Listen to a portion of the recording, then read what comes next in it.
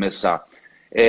Você acha que ter tido essa base foi importante para você poder liderar hoje, entender mais o processo, entender o que as pessoas ali na base sentem, como elas pensam? Você acha que isso é importante para você poder liderar da forma correta? Ou você acha que não, isso daqui, enfim, não teve uma grande contribuição para você? Sem dúvida nenhuma, Thiago. Eu acho que todo mundo tem que começar por baixo. Além de te ensinar conceitos de humildade e etc., você vai linkando os pontos.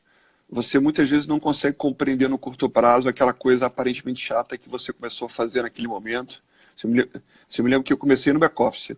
Eu fiquei no back-office por 3 anos, era uma área que ninguém gostava de ficar muito tempo, porque é uma área mais operacional, então você acaba tendo menos contato com o mercado e etc. Mas depois de muitos anos, você vai compreendendo que aquela experiência que você teve ali dentro, você teve que lidar com outras questões que não era aquilo que você gostaria, mas, de novo, você foi linkando os pontos e quando você vai crescendo, você entende a importância de ter conhecido a cozinha, de ter aberto a cabeça em outras direções. Então, se você começa muito lá em cima, você não tem a bagagem necessária que vai te permitir voar cada vez mais alto no tempo. Então, eu acho que é fundamental isso. Assim, é importante começar por baixo, ter paciência e eu concordo com você. Assim, hoje em dia, os jovens eles querem já começar como diretor. Então, isso torna o processo mais difícil. O que tem um livro que chama Girl Boss e é da Sofia Amoruso, né? E ela fala que as pessoas elas já querem começar sendo o CEO da sanduíche, né? Que é o CEO do Subway ali, né? Tipo, a pessoa quer, na verdade, a pessoa quer se achar o diretor, quer sentir o diretor, enquanto ela ainda é o CEO do sanduíche. É a pessoa que faz o Subway. Então, calma aí, né? Você precisa começar de baixo, ter base para você ir criando essa bagagem e poder entender depois o outro lado quando você crescer. E Guilherme, fala uma coisa, para quem não conhece o Guilherme, poxa, é o presidente do Grupo XP, né? E só para a gente fazer uma introdução rápida, Gui, quem é o Grupo XP hoje? Qual que é o tamanho do Grupo XP? Só para as pessoas entenderem a dimensão, o impacto do que a gente está falando aqui, para depois eu te fazer algumas perguntas que eu separei aqui, que hoje vai ter filosofado, hein? Se prepara, hein? Legal. Bom, o Grupo XP começou em 2001, começou comigo em Porto Alegre, mas a nossa história foi super inusitada, porque comecei numa salinha alugada, sem ajuda de ninguém, sem dinheiro sobrando. Eu comecei com 10 mil reais, na verdade. Eu havia sido mandado embora da corretora InvestShop, que é uma corretora que não existe mais. E aí a gente foi crescendo até virar o que a gente virou. A gente só foi ter um sócio em 2010, que era um sócio inglês. Aí depois entrou um sócio americano. E há 2 anos atrás entrou o Itaú como acionista nosso. E a gente em números, a gente acabou se transformando na principal empresa de investimentos do Brasil. A gente atingiu semana passada 270 bilhões de reais de clientes investidos com a gente. São 1,5 milhão de clientes. E a sensação nossa é que a gente só está começando. Modéstia à parte, a concentração bancária no Brasil é muito grande. Quando se pensa em investimentos, quando se pensa em dinheiro, se pensa ainda na poupança, se pensa no gerente. E a nossa missão é cada vez mais mudar isso, porque a gente construiu uma estrutura de shopping de investimentos, entre aspas, que é uma dinâmica onde a pessoa, através de nós, ela abre uma conta e ela acessa tudo que o mercado financeiro oferece, assim, desde fundos até renda fixa, incluindo ações e etc, etc. Então, a chance da pessoa conseguir comprar algo que ela precisa através de nós acaba sendo algo muito maior, porque a gente não tem só a nossa marca, a gente vende tudo que o mercado financeiro tem e sem nenhum tipo de custo fixo, né? Quando a pessoa tem conta em banco, ela acaba tendo várias outras taxinhas, e aqui na XP a gente não cobra nada que não seja um custo por cada transação que você efetiva. Então, em gerais, é mais ou menos isso. Pô, temos o Adib Fly Now aí agora participando da live, hein? Muito João. Bom. Grande João. Grande João. O problema é que quando ele vem, Guilherme, o pessoal começa no grupo, todo mundo a mandar Fly Now aí. Ele contaminou todos os primos, agora todo mundo é Fly Now, cara. Guilherme, é o seguinte, então, poxa, tá falando aqui, o Grupo XP tá falando de, então, 270 bilhões aqui de custódia, mais de 1,5 milhão de clientes, cara, é muita gente, é uma coisa incrível. Eu lembro de quando isso daí estava, não quando começou, mas quando ainda perto de hoje era muito pequeno. Eu também tive problemas no começo, porque as pessoas não confiavam em mim, né? Eu era uma pessoa muito jovem, né? Talvez igual quando você começou, nossa, você estava começando, não sabia direito o que ia acontecer com o mercado financeiro. Cara, eu tinha 19 anos, minha única experiência até então era ter quebrado em uma semana no mercado, e eu precisava convencer clientes a confiar em mim e o seu dinheiro. Então, tive todo um processo de maturação e crescimento e desenvolvimento. E, cara, deixa eu te perguntar uma coisa. O que é pior, né? Falhar ou nunca tentar, Guilherme? Pô, Falhar filosofar. ou nunca tentar? Não, hoje a gente Filosofada vai total. filosofar, cara. Se Filosofada prepara total. aí. Olha, eu acho que sem dúvida nenhuma é falhar. Não há dúvida disso. E não tem como você crescer sem você falhar. Eu sempre digo na empresa que eu sou a pessoa que mais falho entre todas. E falhar, na verdade, é você estar errando, né? E você só aprende a andar de bicicleta se você cai. Então, se você quer crescer na vida, se você não encarar com naturalidade os erros que vão acontecer, você jamais vai crescer. Então, assim, se você não erra, você não aprende. E se você não aprende, você não muda de patamar. Então, eu diria que o maior desafio é você conseguir errar sempre pequeno. Você ter muita humildade na hora de começar uma coisa nova, porque aquilo que você está começando pode ser que não dê certo. E você não tem que ter medo de mudar de opinião, de interromper aquele projeto ou de escutar as pessoas que estão ao seu redor e mudar a direção ou até interromper ela. Então, essa soma de movimentos é que vai fazendo você crescer, você ficar mais confiante e você usar a pista toda na prática. Então, assim, é importante. Se você não está errando, é porque tem algo de errado. O que eu digo é que se tem áreas da empresa que não estão errando, é porque não estão usando a pista toda no bom sentido. Tem que errar. Se você não errar, você não está evoluindo. Cara, isso é muito legal, vai muito de encontro com o Ray Dalio, né? O Ray Dalio, ele fala que o grande segredo do sucesso é você ter um objetivo, você traçar um plano para chegar nesse objetivo, você pode conseguir ou você pode errar, é o que geralmente acontece. Só que quando você erra, você tem que trocar esse arrependimento por aprendizado para você traçar um novo plano e você tentar chegar lá de novo. Então eu vejo isso acontecendo bastante, e principalmente na sua jornada, eu vejo que você erra muito, mas você erra pequeno, corrige rápido essa rota e continua crescendo. E aí tem pessoas que se vangloriam às vezes de nunca ter errado, mas são essas pessoas que nunca também crescem, não é? Então, deixa eu perguntar uma coisa sobre erro, prática e tal.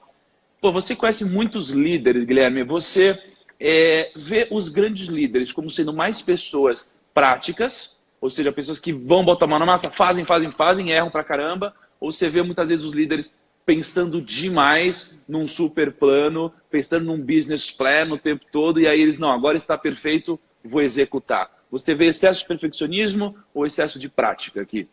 Olha, eu sou mais do estilo de ter um business plan um pouco mais raso e uma prática mais intensa do que o contrário. Então, assim, nada com a prática, né? A prática te diz se aquilo faz sentido evoluir. Então, é melhor você começar uma coisa pequena, com um plano um pouco menos complexo e a prática te mostrando se o caminho é aquele ou não, do que o contrário. Então, muitas vezes você fica sentado numa escrivaninha montando o seu cenário ideal, mas você não faz a parte importante que é ver se aquilo funciona. Então, a premissa minha é importante você ter um sonho grande que te motive, que te leve a acreditar que aquilo que você está pensando é factível.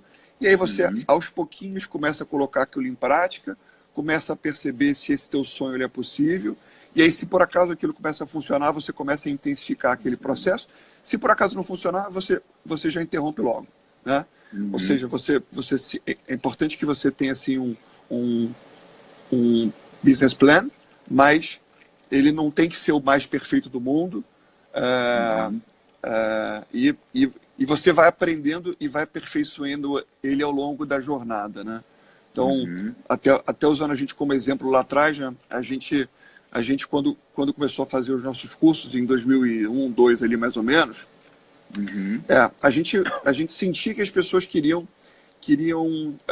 conversar mais sobre o mercado financeiro. Elas queriam saber por que uma ação subia, descia e tal. E eu sentia isso através de visitas que eu fazia de porta em porta. Aí, depois, ao começar a sentir isso, a gente começou a tentar ganhar escala e a gente começou a montar alguns encontros na XP. Aí, a gente sentia que o caminho era aquilo, ou seja, a gente estava aprofundando num caminho que era muito mais a consequência da prática, até que a gente lançou um curso, o curso deu certo, já que deu um certo, a gente faz o segundo, depois faz o terceiro, quarto, quinto, depois faz 50, depois faz 100. Por quê? Porque a gente entendeu que o caminho ficou consistente, depois é só acelerar, porque acelerar passa a ser um caminho que não tem mais tanto risco, porque você já colocou aquilo na prática, né? Sim. Agora, eu vejo, quando eu olho para o Brasil, principalmente, eu vejo as pessoas sendo muito imediatistas, não é? As pessoas dificilmente fazem planos de longo prazo. Elas têm sonhos de longo prazo, mas não têm planos de longo prazo, né? Eu queria perguntar o seguinte, eu estou criando uma teoria em que quanto maior o horizonte de tempo em que você consegue vislumbrar e ter como parte do seu planejamento, maior a sua chance de ter sucesso. E, poxa, você deve ter master plans, planos menores, etc. Quando você pensa num plano, como que você olha para o horizonte de tempo desse plano? Você geralmente pensa num plano sempre de longo prazo, você sempre pensa em algo de longuíssimo prazo, ou você quebra isso aqui em vários mini planos? Como que você estrutura os seus planejamentos, seja pessoal, seja profissional? Qual que é o horizonte de tempo dos seus planejamentos? Olha, depende do caso, mas sempre que você começa alguma coisa, você tem que acreditar que aquilo lá é para sempre, né? Olha, eu estou começando um projeto e isso aqui não pode ser uma coisa passageira. Algo passageiro, algo duradouro. Mas é fundamental que você vá definindo milestones de curto prazo que vão garantindo que você vai linkando esses pontos ao longo do tempo. Então, você ter uma meta audaciosa de 10 anos é super importante, porque você entende a importância de onde você pode chegar, mas assim, é fundamental que você vá definindo alguns estágios anteriores que vão garantindo que você vai linkando esses pontos no tempo, né? Então, se eu quero atingir 1 trilhão de custódia daqui a 2 anos, né, que é a nossa meta na empresa, como é que eu vou linkando isso diariamente, semanalmente? Mas você manter o mindset do longo prazo é importante, porque nada grandioso se constrói no curto prazo. É importante você adaptar o seu corpo a esse processo de que você vai amadurecer ao longo dos anos. Então, eu tenho uma frase que eu digo que se você não tem um mindset de, no mínimo, 10 anos, é melhor você nem começar. Não é que você não possa mudar de caminho durante a jornada, mas é importante que você se condicione a ficar um tempo bastante razoável trilhando aquela jornada, mesmo que mudando de opinião. Senão você acaba trocando muito a direção. Eu tenho muitos conhecidos que mudam a direção com muita intensidade.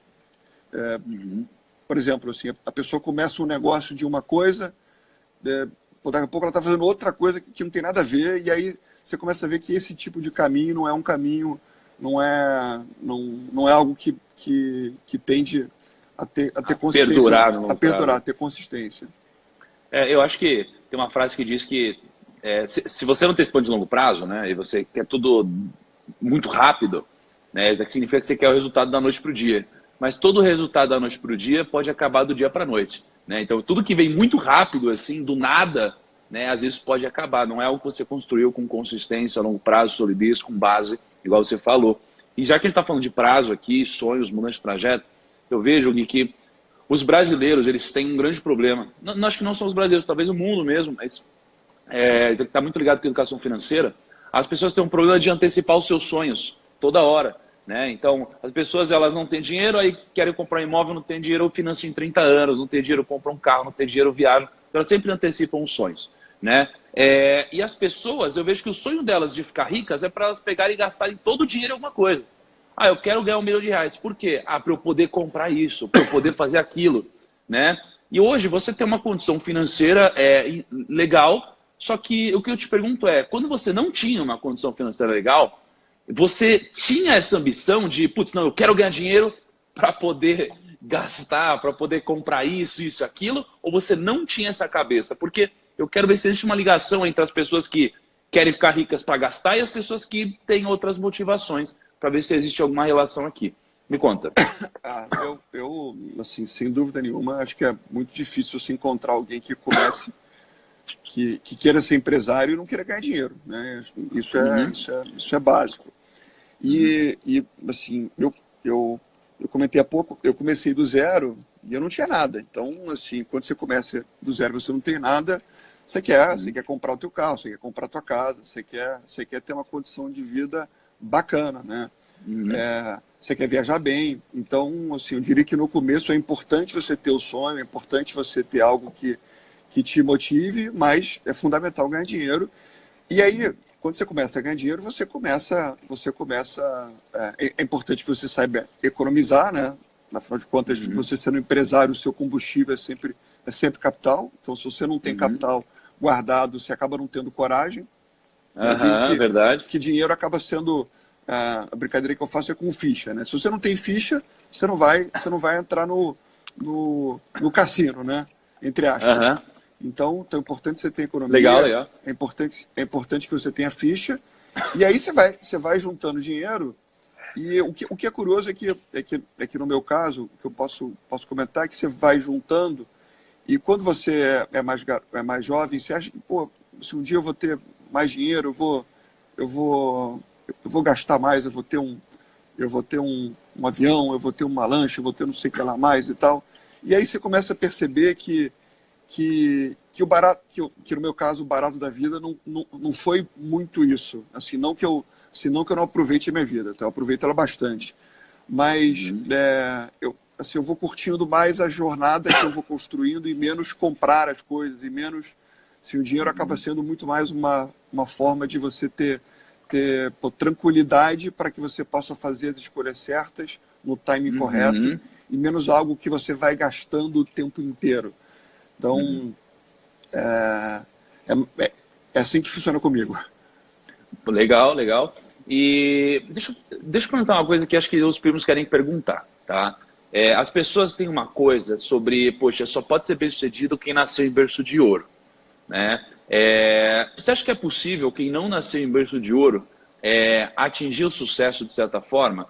E óbvio que eu acredito que sim, né? Você acho que vai dizer que sim, eu queria que você falasse um pouco mais sobre isso. E eu queria emendar com uma outra pergunta. Como ter sucesso começando do zero? Aberta, joguei para você aí. Como ter sucesso começando do zero? Fácil. Olha, não, sem dúvida nenhuma é possível começar do zero sem ter berço de ouro. Assim, eu sou um exemplo disso. E eu conheço milhares de outros exemplos similares. Mas por que essas pessoas conseguem e outras pessoas não conseguem? Por que tem gente que consegue e gente que reclama a vida inteira e, sei lá, não consegue? Olha, eu acho que é muito mais uma questão de QE do que de QI. Assim, a gente dá muito valor a conhecimento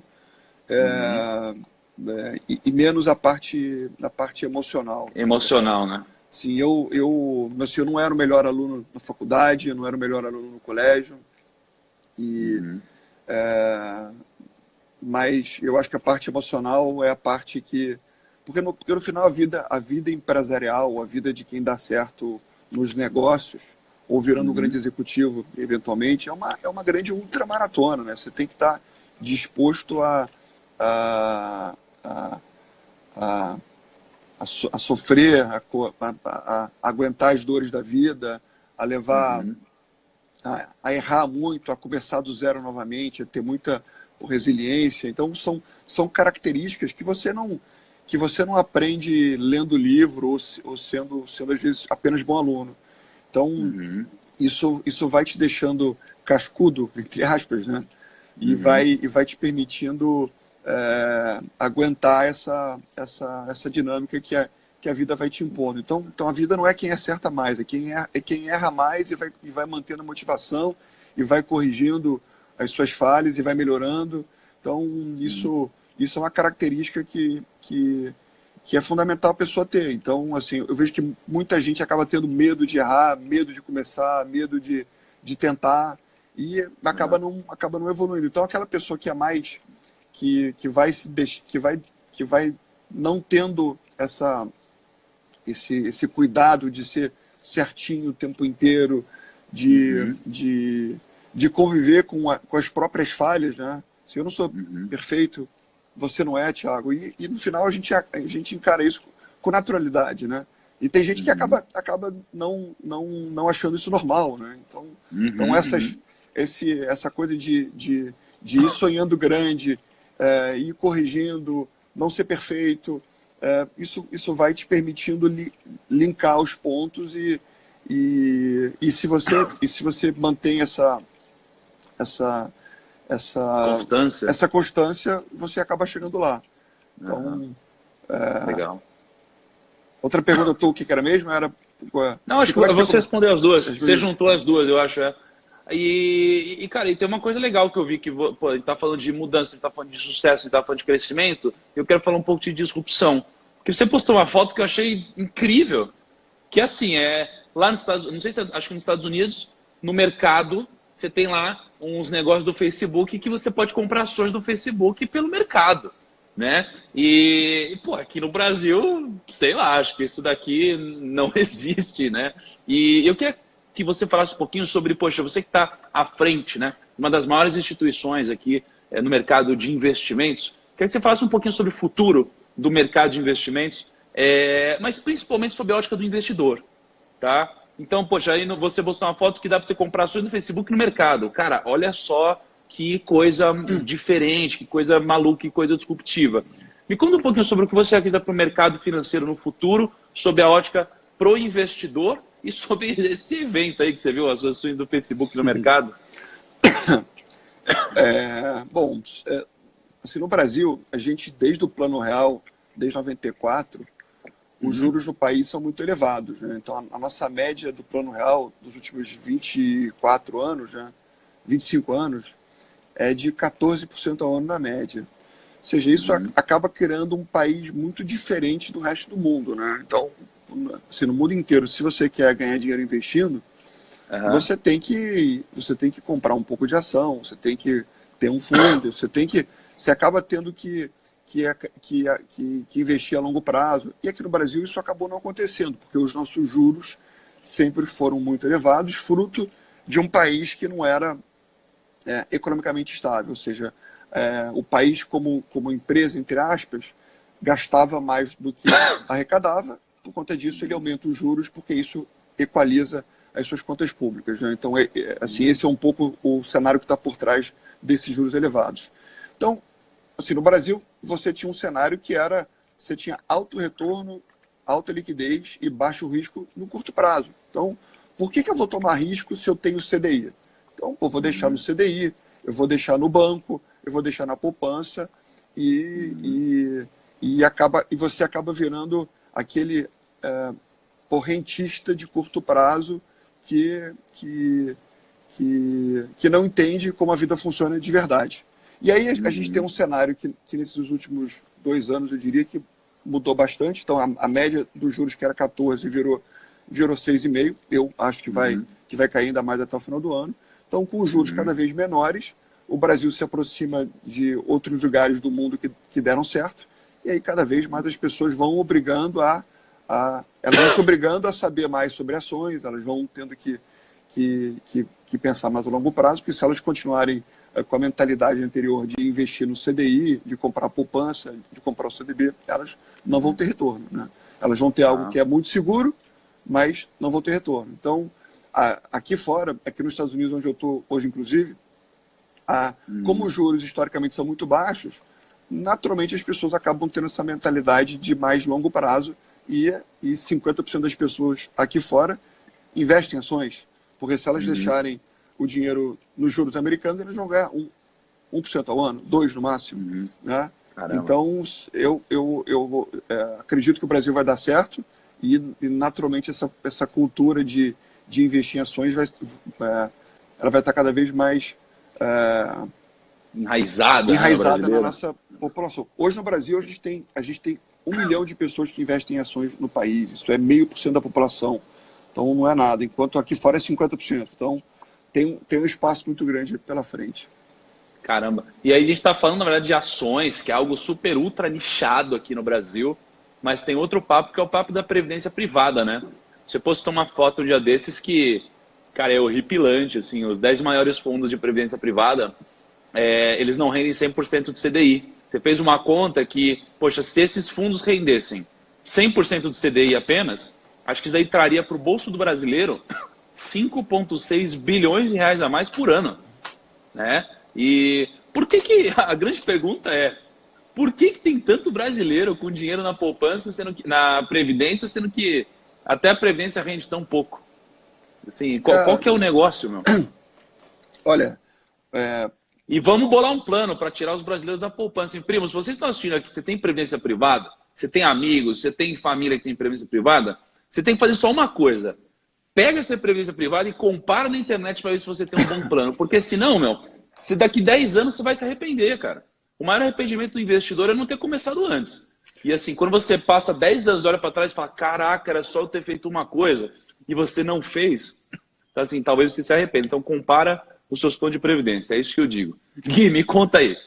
Tiago, quando eu comecei a trabalhar no mercado financeiro, eu diria que a minha maior motivação era eu queria aprender a mexer com o dinheiro, porque eu acreditava que se eu aprendesse a fazer isso bem feito, isso me traria muita liberdade, porque o dinheiro, se você consegue acumular um certo montante e você aprende a gerir bem isso, depois de um tempo você pode começar a ganhar mais dinheiro com seus investimentos do que com o seu trabalho. Então, assim, eu diria que a dica minha mais importante é, como um todo, é importante que as pessoas entendam que, tão importante quanto ela trabalhar, ela juntar e saber aonde é que ela está investindo isso. Então, é importante que cada um estude, corra atrás, faça um curso, leia a respeito. Porque assim, eu vejo muita gente que trabalha duro, que está juntando dinheiro, mas que não tem a menor ideia aonde é que ela junta, onde é que ela faz a previdência dela, onde é que ela está investindo. Então você pergunta, mas você sabe se o teu produto está rendendo mais ou menos do que o CDI? Você sabe a taxa do produto que você comprou? Ninguém sabe nada. Então, assim, na média, pouco sabe alguma coisa. E aí você acaba não entrando nessa espiral positiva, que é adquirir a liberdade através dos investimentos que você foi construindo. Então, a pergunta tua era sobre por que os brasileiros têm por que os brasileiros têm a previdência, sendo que não rende, velho? Você botou os 10 maiores fundos lá, tem, sei lá, 250 bi, é isso? Então, é que isso acaba sendo muito reflexo da concentração bancária no Brasil, né? Então, quando a gente pensa em investimentos, a maior parte das pessoas pensa ainda no gerente do banco. E naturalmente, o gerente do banco e o banco são máquinas de venda, né? Então, a cultura de poupança no Brasil aconteceu por quê? Porque o banco vende esse produto. E por que o banco vende esse produto? Porque é o produto que ele tem mais margem. Então, os maiores fundos do Brasil são os fundos que têm as maiores taxas do mercado e, naturalmente, são aqueles fundos que os gerentes dos bancos têm as maiores metas. Então, é simples assim. É simples assim, Simples Mas assim. você não pode esquecer que esses fundos aí, eles são legais, porque eles têm sorteios de carro, essas coisas, né, cara? Você não pode esquecer dessas coisas. Agora, deixa eu perguntar um negócio. Para a gente indo para o final aqui, tem mais 2 perguntinhas. Eu queria te perguntar o seguinte, o que você diz para um primo ou prima que está trabalhando aqui, mas está infeliz no que está fazendo? Porque eu vejo muita gente infeliz no que está fazendo, vejo muita gente também sem tomar uma atitude para mudar alguma coisa. O que você recomenda para essa pessoa? Qual que é o seu conselho para quem está infeliz no que está fazendo hoje? Olha, eu acho que o conselho é simples, né? Você pode continuar você pode continuar se mantendo infeliz, ou você pode mudar.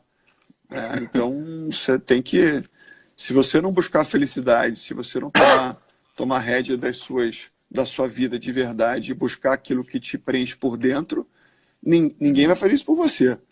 Então, eu acho que é muito difícil você conseguir construir algo bacana no tempo, seja empreendendo ou trabalhando em algum lugar, sem ter felicidade. Então, assim, o que eu digo é que eu não trabalho, né? Se eu me divirto.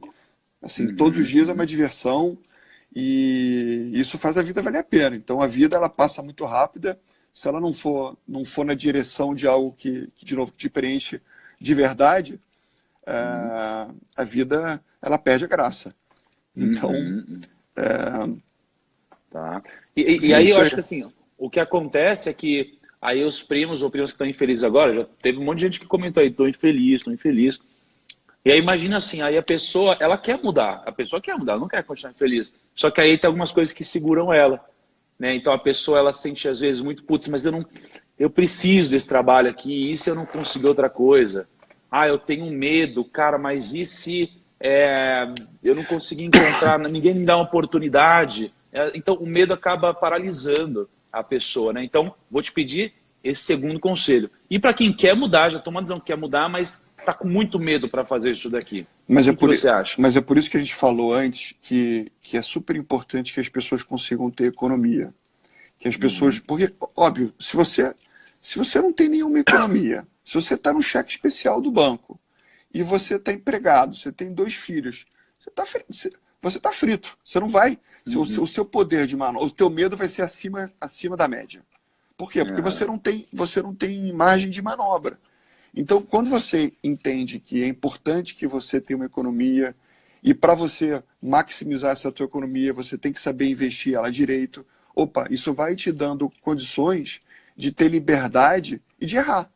Porque, né, assim, você tem uma poupança que te permite ficar alguns meses sem trabalhar, sem ter renda. Então, se você acumula isso de forma que você tenha mais prazo sem depender de um trabalho, a sua coragem e a sua disposição de tomar risco no bom sentido aumenta, né? Então você tem que fazer o dever de casa, né? Assim, eu não posso abandonar meu trabalho tendo 2 filhos em casa e estando endividado.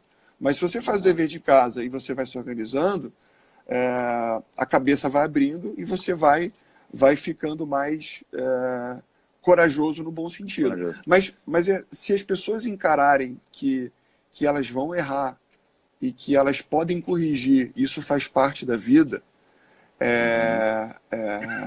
elas vão entender que a vida é mais fácil do que ela parece. Né? Não achem que todo mundo erra, todo mundo. Só que poucos corrigem. Tá? Então, manter esse mindset de deixa eu começar uma coisa devagar, deixa eu experimentar uma coisa nova e eu vou corrigindo com naturalidade. Isso é simples. Isso é simples e torna tudo mais fácil a longo prazo. Você está falando sobre errar e não errar 2 vezes. Eu acho que a pessoa inteligente não é aquela pessoa que sabe exatamente aonde ela quer chegar. É aquela pessoa que sabe para onde ela não deve voltar. É aquela pessoa que errou e aprendeu com isso, né? Então ela não pode voltar para esse lugar. E Guilherme, e para a gente finalizar então, eu vou te mandar uma pergunta que essa é filosofada master, hein? Essa daqui, eu queria te perguntar o seguinte. Se você pudesse oferecer a um recém-nascido só um conselho, qual seria esse conselho? Olha, meu recém-nascido, o último. Bom, eu tô pensando aqui com cabeça de empreendedor, né? Olha, assim, eu acho que o conselho que eu daria, eu tô pensando assim, as minhas filhas, né? Eu tenho 3 filhas. O conselho que eu daria a elas é aprenda a assumir riscos. Aprenda a lidar com variáveis incertas, aprenda a lidar com erro. Eu diria que é muito nessa direção, assim. Não, assim, no Brasil a gente tem uma cultura muito conservadora. Até acho que está mudando, tá? Era comum até pouco tempo atrás os jovens quererem entrar por concurso público e ter estabilidade que uma vida nessa direção acaba levando. Assim, não que isso seja errado, mas é importante que a gente crie uma sociedade que tenha novos empreendedores e que saiba tomar risco. Então, assim, eu adoraria que as minhas filhas aprendessem a lidar bem com isso, aprendessem a lidar com olha, eu vou apostar nessa direção, eu vou acreditar no meu sonho, assim, porque isso te empodera. Então, isso te traz confiança e te permite ter uma vida mais plena. Caramba, que legal. Então a gente está falando aqui de tomar risco, de ser protagonista, de aprender com os erros, de menos conservadorismo. É basicamente isso. Não, muito legal, muito legal. Gui, cara, quer passar uma última mensagem aqui para os primos? Ou essa foi a última mensagem, que foi um baita conselho? Mais uma é sacanagem, né? Acho que essa mensagem, acho que não tenham medo de errar, assumam protagonismo da vida de vocês, tenham uma poupança, cada vez mais se conscientizem da importância de você não só ter dinheiro guardado, mas de saber onde é que você vem guardando isso. O banco não é o lugar onde você deveria guardar o seu dinheiro. O banco ele não está alinhado com seus interesses. Você não tem o que é de melhor lá dentro. E acho que é isso. Acho que é isso, né? A gente falou bastante aí já. Ô Gui, eu vou passar uns últimos recados para os primos aqui daqui a pouco, tá? Então, primos, fiquem aqui que eu vou passar uns recados importantes para vocês. E aí, daqui a pouco eu te mandar uma mensagem então, Gui, tá bom? Cara, muito obrigado. Legal. Incrível ter você aqui de novo. Sempre que você vem, eu fico meio ansioso e acordo mais cedo. Dá mais do que o normal para eu me preparar. Eu fico meio... Eu estou muito feliz quando você vem. Obrigado. Eu que fico ansioso aqui. Obrigado por tudo, Thiago. Você é craque e eu que sou teu fã, tá? Eu que sou teu fã. Fala sério. Bom. Muito bom, Visto. Obrigado, Gui. Tamo junto, cara. Valeu, abraço, cara. Te cuida. Tchau. Primos, caramba, que massa. Meu, é muito legal. Sempre que o Guilherme vem, eu fico muito feliz. Ele é um grande ídolo para mim, me ensina muito. Já me ajudou muito a crescer na minha vida profissional, também na pessoal. Então, me ensina muita coisa. Recadinho para vocês. Primeiro, lembra que todo dia tem aquilo lá de a gente ir para o meu feed, eu posto uma frase do dia, que eu nem citei a frase do dia hoje, né, para vocês marcarem a primeira pessoa que deveria ter assistido a live de hoje. Hoje, além disso, eu vou pedir para todo mundo ir no perfil do Guilherme também. Tá? É só procurar Guilherme Benchimol ou ver no meu stories que eu vou postar agora. Vão lá no perfil do cara, porque, vocês têm noção quanto vale uma hora dele? Sabe? Você tem noção do impacto, das vidas que ele transforma, de como ele muda o Brasil e o mundo. Então, assim, eu sou muito grato, eu sei que vocês também são. A gente tem essa coisa aqui, primos, né, de ser grato às pessoas que nos ajudam. Então, poxa, o Guilherme veio, doou uma hora dele pra gente. E eu gostaria que, no mínimo, a gente fosse lá e mandasse mensagem para ele na última foto, com um hashtag gratidão, ou com o que você quiser mandar, que vai ser muito incrível e tenho certeza que ele vai gostar, tá bom? Então, quais são os deveres de casa? Primeiro, vou postar aqui no feed uma foto com a frase do dia, todo mundo vai nessa foto, dá o soquinho que participou da live e marca a primeira pessoa que deveria ter aparecido, que deveria ter comparecido na live de hoje, e depois vão lá para o perfil do Guilherme, curta a última foto dele, enfim, comentem o que vocês quiserem na última foto. E talvez a gente esteja esquecendo uma coisinha, não é mesmo, primos? O que é que a gente está esquecendo? O que será?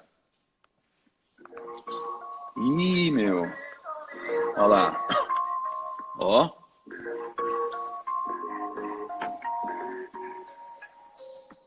Por uma questão de resolução, assim que eu terminar esses stories, assim que eu terminar essa live, eu vou colocar nos meus stories por 2 minutos o que eu iria mostrar agora, para garantir que você vai ter a resolução máxima. Durante 2 minutos eu vou deixar nos meus stories. Tá bom? Primos, muito obrigado. Espero vocês amanhã. Amanhã é quinta-feira. Amanhã eu vou abrir inscrições para o nosso treinamento. Se você quiser fazer parte dessa nova turma do curso, a gente vai abrir as inscrições no final da live, tá? E deve ficar aberto, sei lá, por poucos minutos, poucas horas, não sei. Se você quiser fazer parte dessa turma, vou tirar algumas dúvidas hoje nos stories e amanhã no final da live eu explico tudo sobre isso, tá bom? Grande abraço, primos. Tamo junto. Tchau.